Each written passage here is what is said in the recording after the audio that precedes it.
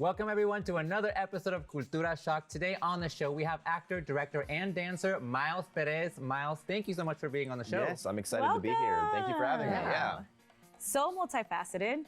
You're an actor, a dancer, a director. Yeah, I dabble. Yeah. I do a little bit of each.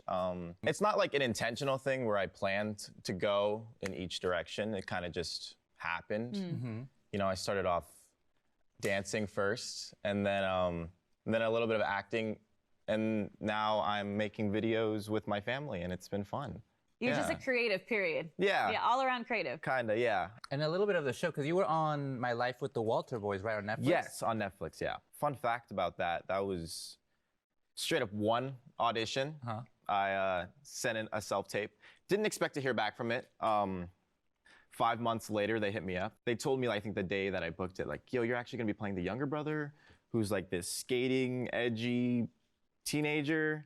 And I was like, fun. Nice, yeah. Yeah, I could do something like that. So yeah. At what age did you start acting? I believe I was either 8 or 10. Yeah, I think I was like 10 years old. So what is that experience like, as you're saying, to be like a child actor? The whole performance thing was always intimidating for me.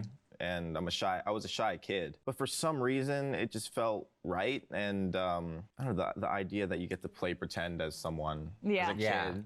It's when you're in the stage of your life where you're playing with action figures and making up scenarios in your head. That's cool. Can we talk about your parents and your family dynamic a little bit? Oh, yes, 100%. So your dad is Puerto Rican from Brooklyn, and your mom is Filipino. Boricua, and my mom is Filipino. Well, talk to us about that intersectionality. It's interesting. Okay.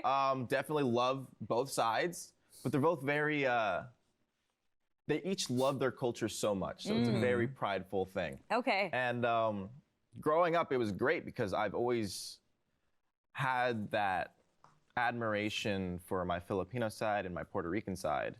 And I've never struggled with sort of self-esteem issues when it came to that, or when it came to identity, because they would always just remind me, and it would be sort of like this competitive thing with my parents. Okay. In the best way possible.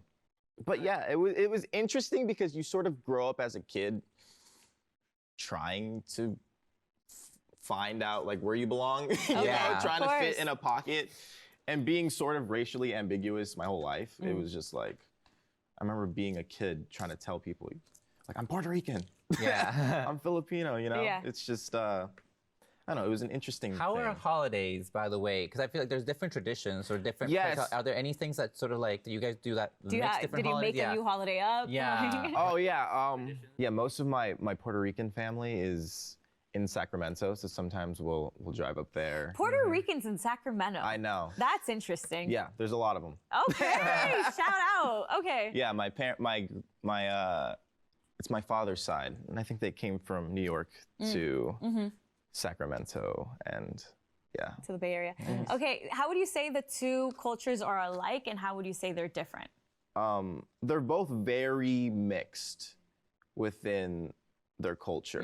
I mean, Puerto Rican blood is everything. If you go to Puerto Rico, it's a mixture of, you could find Chinese, you could find Filipino. Yeah, there's a lot of blood mixed within Puerto Ricans, and same thing with the Philippines. I mean, yeah, it's like a melting pot of Diverse groups. Yes, diverse groups. There's Spanish, there's Japanese, Chinese, and so in return, you get me, who's like even more racially ambiguous, and it's just this, Well, are there any upcoming projects that we can catch you in? Yes, Walter Boys season 2. You can catch that on Netflix.